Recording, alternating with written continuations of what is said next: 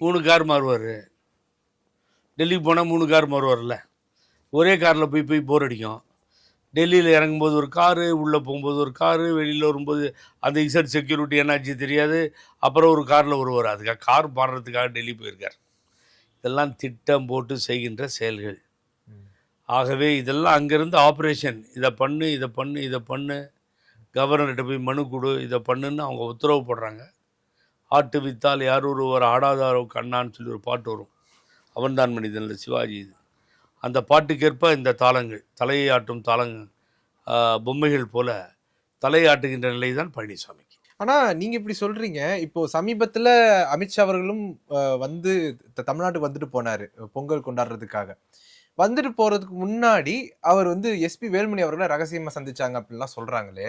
அந்த சந்திப்புல வந்து ஒரு பட்டியல் கொடுத்து இவ்வளவு தொகுதிகள் எனக்கு கொடுங்க அப்படின்னு சொல்லி கேட்டு சொல்றாங்க. அப்போ அந்த இடத்துக்கு ஏன் எடப்பாடி பழனிசாமி போகாம ஏன் எஸ்பி வேலுமணி அவர்கள் அனுப்பிச்சாரு அப்படிங்கிற ஒரு கேள்வி இருக்கு. பார்க்கறதுக்கு ஊன்னு ஒத்துக்கணும்ல.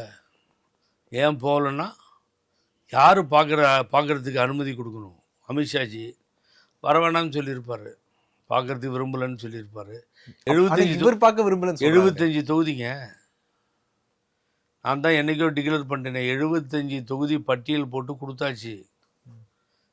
அன்றைக்கி வந்தார்ல மத்திய அமைச்சர், அவர் ஒன்றும் இவர்கிட்ட பேச்சுவார்த்தைக்கெலாம் வரல. 75 தொகுதியை நாங்கள் எடுத்துக்கிறோம், நாங்கள் இவங்களுக்கு நாங்கள் பார்த்துக்குறோம். இந்த ஜால்ரா போடுற கைகள்லாம் இருக்குது, அந்த அல்லக்கை, இந்த கை, அந்த கை, வல்லக்கைலாம் இருக்குல்ல, 3 சீட்டு 6 சீட்டு, அந்த பார்ட்டிங்களுக்கெல்லாம் நாங்கள் கொடுத்துக்குறோம். நீ ஒன்றும் இல்லை 75 சீட்டை கொடுப்பா அப்படின்னு அதில் இந்த ஜெயிச்ச 65 தொகுதியில் அதில் வேறு தொகுதியெல்லாம் மாட்டிக்கிச்சு. ஆகவே ரொம்ப கஷ்டத்தில் இருக்கார் பழனிசாமி. அதெல்லாம் 75 சீட்டுக்கு ஒரு சீட்டு கம்மி வாங்க மாட்டாங்க.